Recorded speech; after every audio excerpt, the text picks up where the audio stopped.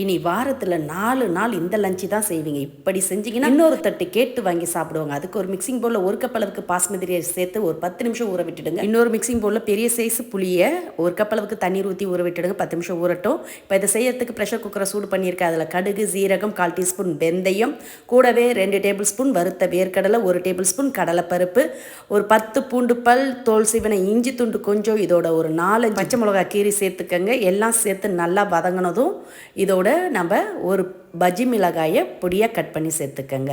விதைகளை எடுத்துட்டு பொடியாக கட் பண்ணி சேர்த்து கலந்துட்டு, கூடவே 1/4 டீஸ்பூன் மஞ்சத்தூள், 1/2 டீஸ்பூன் கரம் மசாலா பொடி சேர்த்து கலந்துட்டு, இதோட ஊற வச்ச புளி கரைசல் 1 கப் அளவுக்கு கரைச்சி ஊற்றிக்கங்க. கூடவே 1/2 கப் அளவுக்கு எக்ஸ்ட்ரா தண்ணீர் ஊற்றி தேவையான அளவு உப்பு சேர்த்து கலந்ததும் ஊற வச்ச அரிசியை தண்ணியை ஒட்டபடியை விட்டு சேர்த்துட்டு, கூடவே ஃப்ரெஷ்ஷான கொத்தமல்லி இலைகள் பொடியை கட் பண்ணி தூவி கலந்துட்டு ப்ரெஷர் குக்கரை மூடி அடுப்பை ஹை ஃப்ளேமில் வச்சு 2 விசில் வந்ததும் அடுப்பு ஆஃப் பண்ணி நல்லா ப்ரெஷர் பூரா கம்ப்ளீட்டாக இறங்கணும்.